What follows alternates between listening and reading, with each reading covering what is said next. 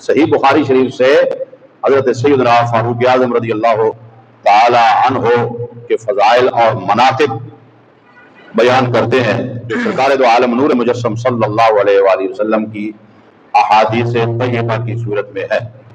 ایک حدیث شریف پہلے آپ کو سناتا ہوں، یہ حضرت سیدنا صدیق اکبر رضی اللہ تعالی عنہ کے فضائل میں بھی حضرت امام بخاری لائے ہیں، اور حضرت عمر فاروق رضی اللہ تعالی عنہ کے فضائل میں بھی یہ بات لے آئے۔ وہ میں بعد میں بتاتا ہوں آپ کو کہ حضرت صدیق اکبر کی فضیلت کس اعتبار سے ہے اور حضرت فاروق اعظم رضی اللہ تعالی عنہ کی اس حدیث شریف کے اندر فضیلت کس اعتبار سے۔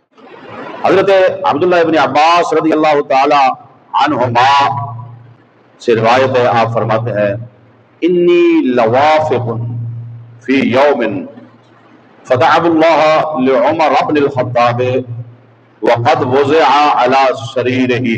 حضرت عبداللہ ابن عباس رضی اللہ تعالی عنہما فرماتے ہیں کہ حضرت فاروق اعظم رضی اللہ تعالی عنہ کا وصال ہو چکا تھا، آپ کو چارپائی پہ رکھا ہوا تھا اور لوگ آپ کے لیے دعائیں کر رہے تھے، لوگوں کا جرمٹ تھا اور میں لوگوں کے جرمٹ میں تھا۔ کون کہہ رہے ہیں؟ حضرت عبداللہ ابن عباس رضی اللہ تعالیٰ عنہ۔ ذرا غور فرمانا، یہ بخاری شریف سے میں آپ کو حدیث شریف پڑھ کے سنا رہا ہوں۔ حضرت عبداللہ ابن عباس فرماتے ہیں کہ جب لوگوں میں موجود تھا، فاروق اعظم کا جنازہ پڑا ہوا تھا، لوگ دعائیں کر رہے تھے ان کے لیے۔ اذ جاء رجل من خلفی قد وضع مرفقہ علی منکبی، پیچھے سے ایک شخص آئے، انہوں نے میرے کندھے پر اپنا ہاتھ رکھا۔ ابن عباس فرماتے ہیں پیچھے سے لوگوں میں ایک شخص آئے، انہوں نے میرے کندھے پر ہاتھ رکھا، یقول رحمک اللہ، حضرت عمر فاروق کو مخاطب کر کے وہ شخص میرے کندھے پہ ہاتھ رکھ کے کہنے لگے رحمک اللہ، تجھ پر اللہ کا رحم ہو، اللہ تجھ پر رحم کرے۔ ان کنت لارجو ان یجعل اللہ مع صاحبیک، میں یہ امید رکھتا ہوں کہ اللہ تعالیٰ اے عمر تجھے تیرے دونوں صاحبوں، تیرے دونوں دوستوں کے ساتھ ملائے گا۔ ابن عباس فرماتے ہیں وہ جو پیچھے سے آئے تھے نا، جنہوں نے میرے کندھے پہ ہاتھ رکھا تھا، وہ حضرت عمر فاروق کو مخاطب کر کے یہ بات کر رہے ہیں۔ عمر فاروق کا وصال ہو چکا ہے، وہ چارپائی پہ پڑے ہوئے ہیں، تو یہ حضرت عمر سے بات کر رہے ہیں۔ لوگ کہتے ہیں مردے سنتے نہیں، تم جا کے ان کے ساتھ باتیں کرتے ہو۔ پہلے یہ شخصیت جو ان کے ساتھ بات کر رہی ہے، میں ابھی بتاتا ہوں وہ شخصیت تھی کون، اور آپ کو لطف آئے گا۔ فاروق اعظم کے وصال کے بعد ان کو خطاب کر کے رحمک، تجھے، کاف ضمیر خطاب کے ساتھ حضرت فاروق اعظم کو خطاب کر رہے ہیں، رحمک اللہ، تجھ پر اللہ رحم کرے، اے عمر فاروق تجھ پر اللہ رحم کرے۔ اور مجھے یہ امید ہے کہ اللہ تعالیٰ تجھے تیرے دونوں دوستوں کے ساتھ ملائے گا۔ کیوں ملائے گا؟ لأنی کثیرا مما کنت اسمع رسول اللہ صلی اللہ علیہ وسلم، کیونکہ میں نے کافی بار حضور سے سنا، کافی بار حضور سے سن چکا ہوں۔ اب یہ گفتگو کر رہے ہیں ابن عباس کے کندھے پہ ہاتھ رکھنے والی شخصیت فاروق اعظم کے ساتھ، کہتے ہیں کہ میں نے کافی بار حضور سے سنا، کافی بار سن چکا ہوں، سنتا رہا ہوں۔ حضور فرماتے تھے یقول کیا، کنت و ابو بکر و عمر، میں اور ابو بکر اور عمر، میں اور ابو بکر اور عمر، وفعلت و ابو بکر و عمر، میں نے یہ کام کیا، ابو بکر نے یہ کام کیا اور عمر نے یہ کام کیا۔ وانطلقت و ابو بکر و عمر، ہم گئے، میں گیا اور ابو بکر گیا اور عمر گیا۔ یعنی کوئی بھی بات ہوتی تھی تو حضور علیہ السلام اپنے ساتھ صدیق اکبر کا اور فاروق اعظم کا ذکر فرماتے تھے۔ کہیں جانا ہوتا تب، بیٹھنا ہوتا تب، آنا ہوتا تب، کوئی کام کرنا ہوتا تب۔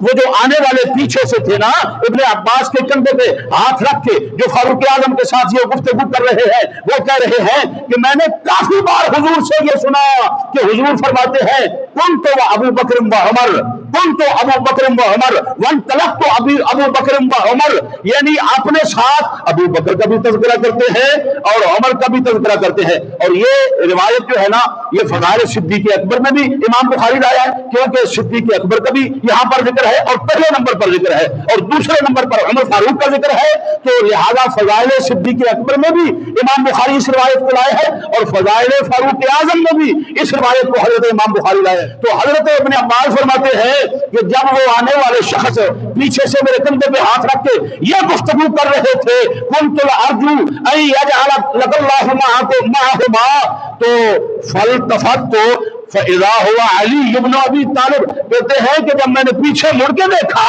कि ये जो फारूक आज़म के साथ बात कर रहे हैं ये है कौन, मैंने देखा तो अली शेर खुदा थे।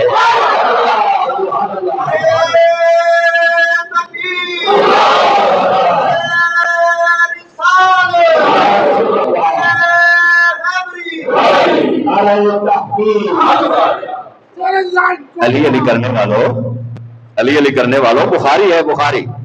क्यों तुम्हें बुखारी से यह फरमाने रसूल सुन के बुखार क्यों आता है? बुखार ना आए, ये बुखारी शरीफ को तस्लीम करना होगा।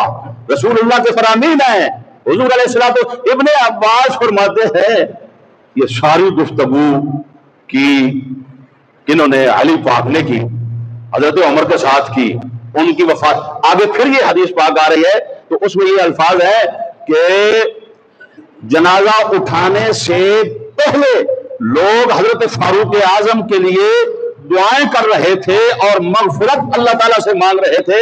जो लोग नमाज जनाजा के बाद दुआ के मुनकिर हैं उनके लिए भी बुखार जो है ना, ये मेरा ख्याल है बुखारी शरीफ की हदीस सुन के बुखार आ जाता है। बुखार नहीं आना चाहिए, बल्कि हुजूर अलैहिस्सलातु वस्सलाम के फरमान पर गौर करना चाहिए। नमाज जनाजा फारूक आजम की हो चुकी है, चारपाई अभी तक उठाई नहीं गई, कब्र में दफन नहीं किया गया। लोग तो कहते जी कब्र में दफन करने के बाद दुआ मांगो, नमाज जनाजा के बाद दुआ नहीं है, ये बिदअत है, तुमने अपने पास से बना ली है। तो फारूक आजम रज़ी अल्लाह ताला अन्हो के जनाजे पर जो जुर्मट था वो तुम्हारा था या असहाब रसूल का था? बताओ तो सही तरह, वो सारे थे कौन? फारूक आजम के जनाजा में कौन शामिल थे उस वक्त? कौन थे बताओ, ऊंची आवाज ना बोलो, कौन थे? सहाबी थे।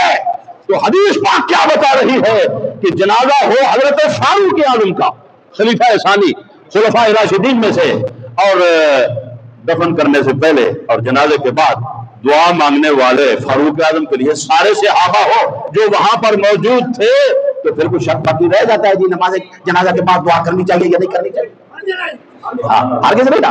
तो दूसरी बात यह है कि फारूक आजम के साथ वफात के बाद गुफ्तगू करने वाले अली पाक है। पता चला कि बुजुर्गों की वफात के बाद भी उनके साथ बात करना जायज है, बात की जाए तो वो सुनते भी हैं और उसका जवाब भी देते हैं और बात को समझ भी रहे होते हैं। और फिर तीसरी बात इससे ये साबित हो रही, फजीलत भी साबित हो गई हजरत फारूक आजम की, और ये भी साबित हो गया ओ भाइयों अली पाक की फारूक आजम के साथ कोई दुश्मनी नहीं थी। जिस तरह तुम अब अली के मुहिब होके तो दुश्मनी लगा के बैठे हो हजरत उमर फारूक के साथ, जिनको अपना रहनुमा बनाया हुआ है, मुक्तदा बनाया हुआ है, पेशवा बनाया हुआ है हजरत अली पाक रज़ी अल्लाह ताला अन्हु। जरा अपने रहनुमा, अपने इमाम, अपने पेशवा का अंदाज तो देखो, उनके दिल की आवाज तो देखो, उनकी मोहब्बतें तो देखो फारूक आजम के साथ। उनके दिल की आवाज तो ये है कि मुझे उम्मीद है, मैं ये चाहता हूं और मैं ये सोच रहा हूं कि ऐसे होगा। क्या होगा कि अल्लाह हजरत मोहम्मद रसूलुल्लाह और सिद्दीक अकबर से इस वक्त भी वफात के बाद भी हजरत उमर को जुदा नहीं करेगा। जिस तरह दुनिया की जिंदगी के अंदर रसूलुल्लाह ने सिद्दीक और फारूक को अपने साथ रखा है और अल्लाह की मंशा और मर्जी के मुताबिक साथ रखा है, आज वफात के बाद भी हजरत उमर फारूक को अल्लाह उनके साथ ही बनाएगा, जुदा नहीं करेगा। ये किनका गुमान है? जो यकीन में बदल गया, अल्लाह ने बदल दिया हजरत अली पाक का। और आज फिर जाके देखो मदीना शरीफ के अंदर रसूलुल्लाह के साथ कौन कौन हस्तियां मौजूद है।